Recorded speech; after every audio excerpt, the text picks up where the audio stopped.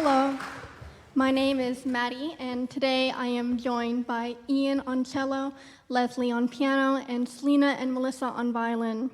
We will be playing the first movement of the Schumann Piano Quintet in E-flat major.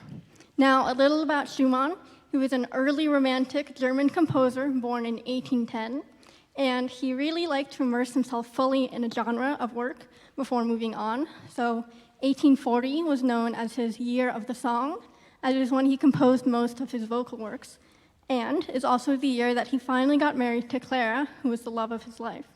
So understandably, he was a very happy man, even in 1842, which is when he wrote this quintet.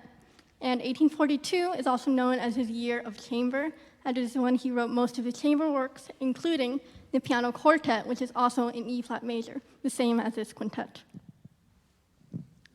As Maddie said, this quintet is written in the key of E-flat major.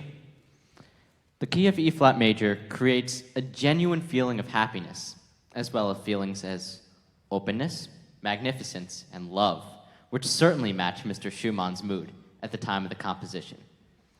He had just married the dedicatee of this work, Clara Wieck, later known as Clara Schumann, who has a trio of her own, and he was just filled to the brim with pure joy. Speaking of Clara, she envisioned this work slightly differently than how other chamber pieces were viewed at the time. They were seen as works to be played in chambers, or small rooms.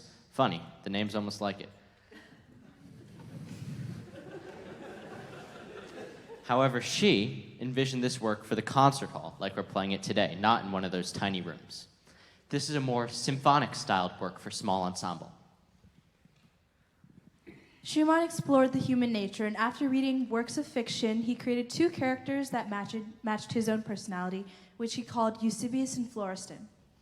He realized that humans have an introverted part and also an extroverted part of their personalities, and Eusebius is this introverted and romantic character of his, while Florestan is impetuous and passionate, and you hear this on many instances throughout the piece. As the piece starts very fiery, just like the Florestan character, and then in the middle there's a duet, which is the Eusebius character, and it's very romantic. This quintet is one of the first of its kind. Like how Haydn created the piano trio, Robert Schumann was the first composer to write the piano quintet. He was able to add a piano because of the new technology of the construction. It became louder and easier to be balanced with four-string instruments.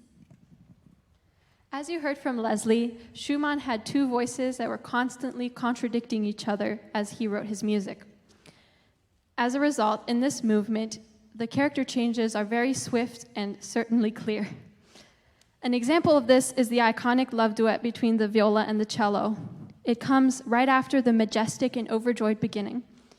Here we recognize the falling fifth, which represented Clara, Schumann's wife. Sometimes it's more like a sigh, other times it's more pleading. And this shows the different sides of love, the discovery, the pain, and even a bit of hesitation. One of my favorite moments in this movement is when the duet is repeated and the first violin comments on it, as if encouraging. It's so sweet and it really adds to the singing quality. We believe as a group that it would be impossible to sleep after performing this movement, as it is bursting with excitement and it touches on the entire palette of human emotions, complete with flourishing excitement. We're so excited to take you on this journey with us. Thank you.